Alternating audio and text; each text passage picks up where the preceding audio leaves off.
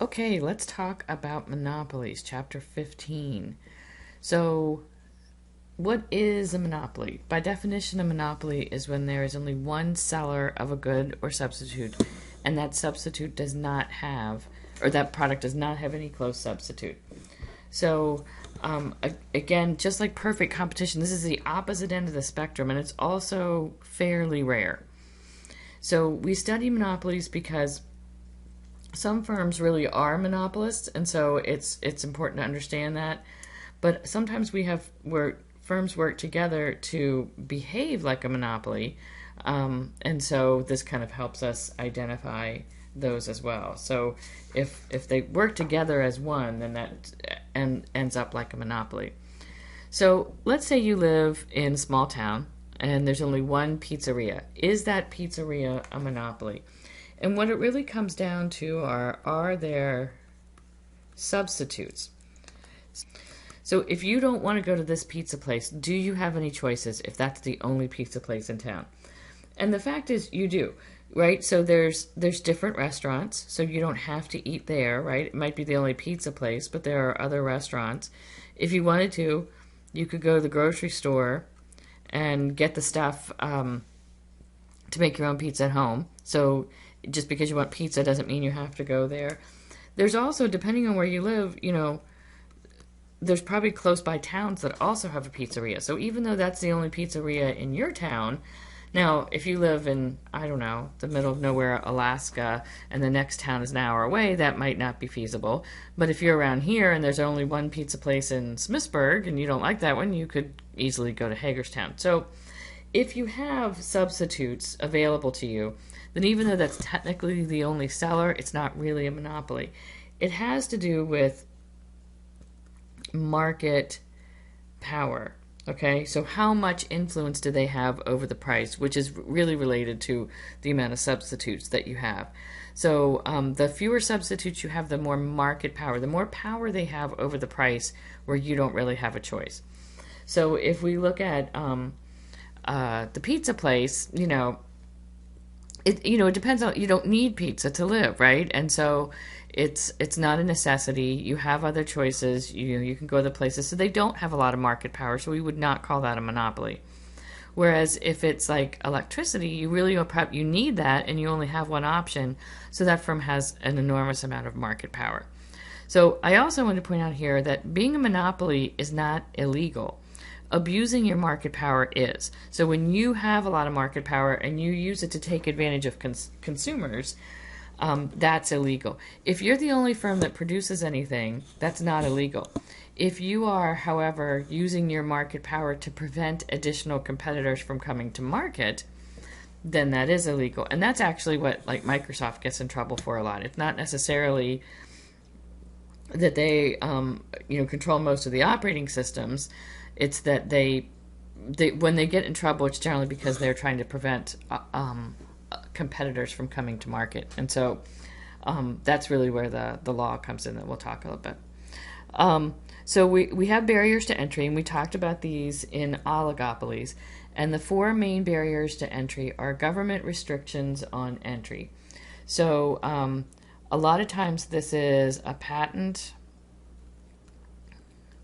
or a copyright.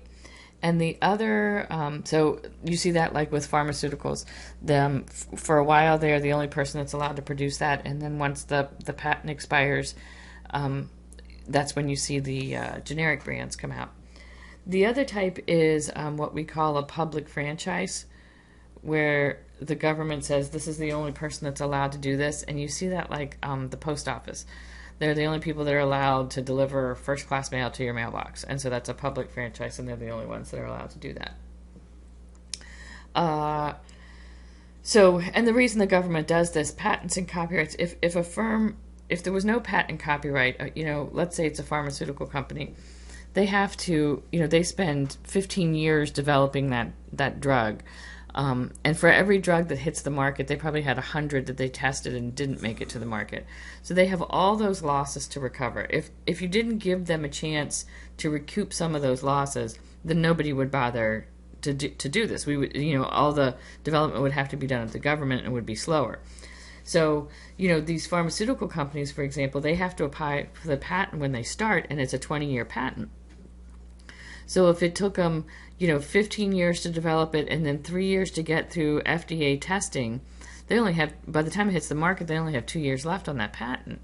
So they have 2 years to recover the profits, the expenses, 18 years worth of expenses, plus they got to cover all the drugs that didn't make it and they lost money on. So we have to give them a chance to make that money, or that's just not going to happen. With the public franchise, like the post office, the way they do it is, if mail delivery was all for profit or private, nobody would want to deliver to the farms out in the middle of Idaho where you have to go miles and miles in between. Everybody would just want to be in the cities where you could do a whole bunch, really close together. And so to keep it fair, the government says, okay, then we're just going to do it. So that's why we see those types of things. Control of a key resource, we talked a little bit about in Chapter 14. That would be like the fact that De Beers owns all the diamond mines or something like that. It's pretty self-explanatory. Network externalities. These develop when one area just develops a reputation for this. So Silicon Valley would be that. They all kind of, all those firms kind of congregate together. The garment district in New York, or furniture coming out of North Carolina. So an area develops a reputation for this, and then all the other firms kind of go there because, or films in Hollywood, for example. Everybody goes there because then they have a better choice of getting the workers, because that's where all the workers are. And so it makes it really hard to break out of another area. Another example of a network externality is, so sometimes people, if you're the first one to market, everybody gets used to that one. And so, Microsoft is another good example of this. If everybody's using Microsoft, it's easier just to use that as well, because if you're using something else, then you send files to people and they don't work exactly right. Or the QWERTY keyboard, the keyboard we're used to, everybody learned to type on that, so you're used to that. And if somebody comes out with a keyboard that is in alphabetical order, nobody wants it because they're already used to this one.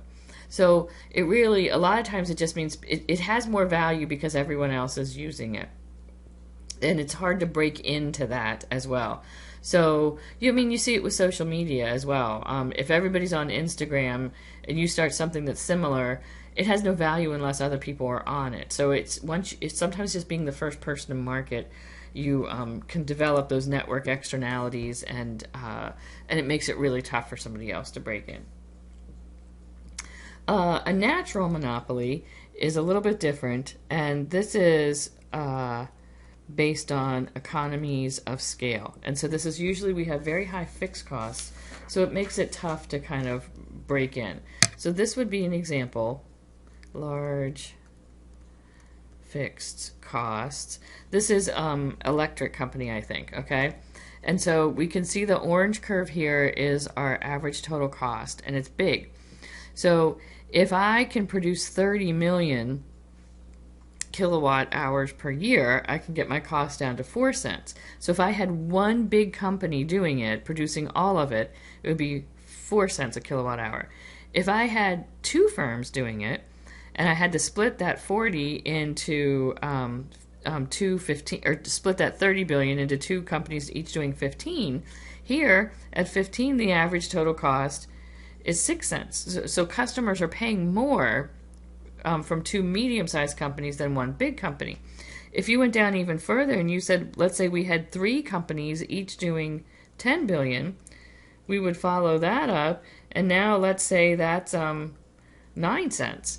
And so, if you had three small companies doing the exact same thing, it would be a lot more expensive than if you had one big company. And again, it's all about spreading those large fixed costs out over a lot of customers.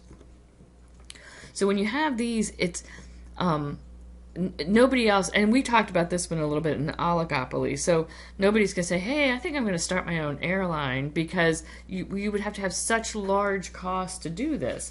And so there's nothing really to prevent. So this is electric company, and let's say we've got one electric company in here. there's nothing to prevent somebody from coming in. There's no law, there's no regulation. But if a small company came in, even if they stole a little bit of business, if they're charging 9 cents and the big guy's charging 4 cents, nobody's going to go with that. Nobody's going to say, yeah, I want to support the little guy here. And so they just couldn't make it. And so you can only make this successful if you can do it on a large scale. So you see this a lot with utilities. So how does a monopoly choose their price and output? And so they don't have any competition to worry about. So some people think they can charge whatever price they want. And in a way they can. But the goal of a monopoly is the same goal as anybody else. And that is to maximize their profit. And so if they want to maximize their profit, they do the same thing that every other firm does with competition. They find the point where marginal revenue equals marginal cost. They find that quantity. So they find where they intersect. Then they go down and they find the profit maximizing quantity. And then, once they find the quantity, they go up to the demand curve. To find the price that they're going to charge. To find, profit maximizing price. So these guys still have a downward facing demand curve. Even though they don't have any competition, and they don't have to worry about new firms entering the market, people still have to be willing and able to purchase it. So the higher the price you charge, the fewer customers you're going to have. So we still have that thing, that factor in there. That hasn't changed. So the example in here is Comcast. And so we can see, here's the quantity and the price. So that's their demand curve. All of this looks just like it did for monopolistic competition and oligopolies. And so they still want to find the point where marginal revenue, and so we still have the fact that marginal revenue is less than the demand, right? Less than the price there. And so it looks just like anybody else's. So we calculate total revenue and then we calculate marginal revenue the exact same way that we did. And so they end up looking just like monopolistic competition. So we find the point where marginal revenue intersects marginal cost. We go down and get the quantity, and then we follow that up to the demand curve to get the price. And so that's that, and it works, the same way for anybody with competition. It works the same way. The difference really is that in a monopoly, with this demand curve, since they have less competition, it's less elastic, that people don't have, and so you might see a demand curve that kind of looks like this, right? It's much steeper because it's inelastic, which means when they go to that third step, that they follow that up to the demand curve, it means they get to go up farther than somebody with the flatter the curve, the less control you have over the price, basically. That's kind of what we're looking at there. So that means they can earn a profit, right? So if we say they found where marginal revenue intersects marginal curve, went down and got the quantity, then went up to the demand curve to get the price. At this quantity, then, here's their average total cost. So their average total cost is 30. The price they're charging is 42.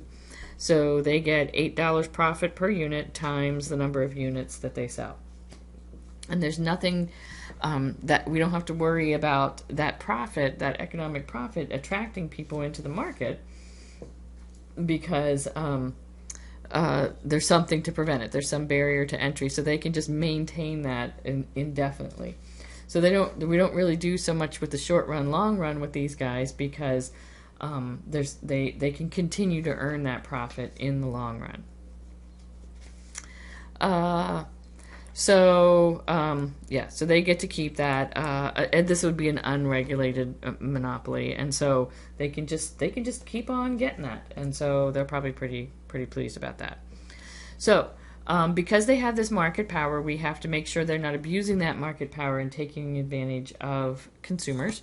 And so the government a lot of times will step in. There's a couple different ways that they'll step in. So in this, there was a section in the chapter about producer and consumer surplus. And what we really have is the firms are better off, obviously, and the consumers are worse off. And the fewer substitutes there are and the more of a necessity the product is, the more we see that. So let's say it's electricity, and everybody needs it, and there's no competition, so they could charge some exorbitant price, and then consumers are really in a bind. So sometimes the government will step in and regulate that. But before we get to the monopoly, firms or the government wants to make sure that monopolies don't form or take advantage. So a lot of government regulations try to stop collusion, and they also really carefully look at mergers and acquisitions between large firms. So collusion is, again, when firms kind of agree to charge a price or in some other way not compete. And we talked about that in Chapter 14. And then the antitrust laws are laws that are aimed at eliminating this and really promoting competition.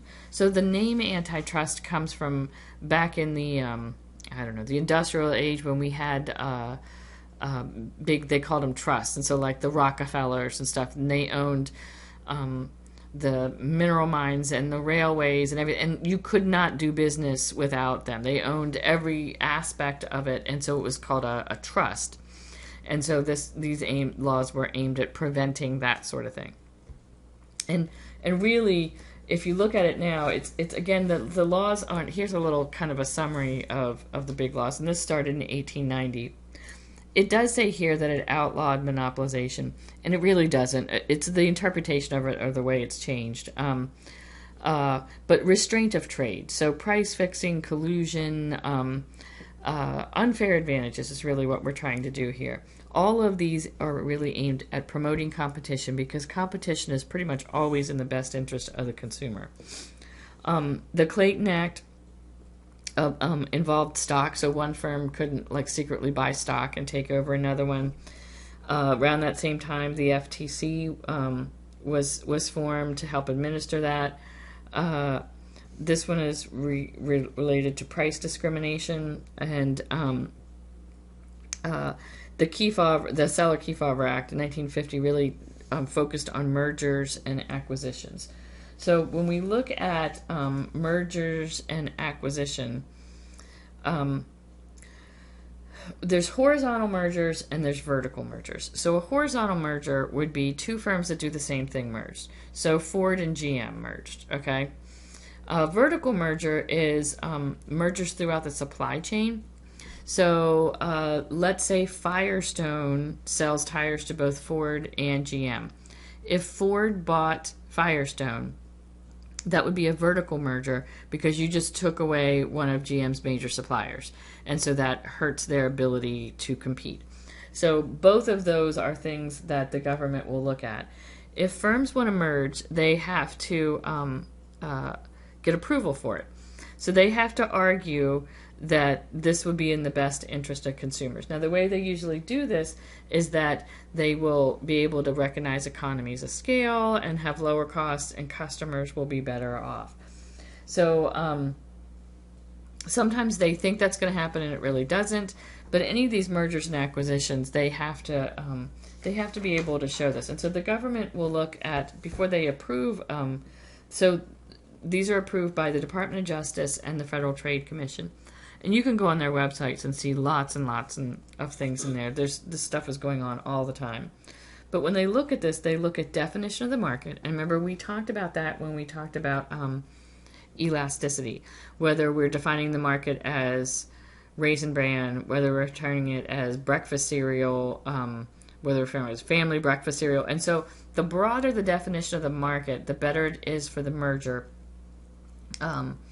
Because then we look at how concentrated the merger is, which is the next thing I want to talk about.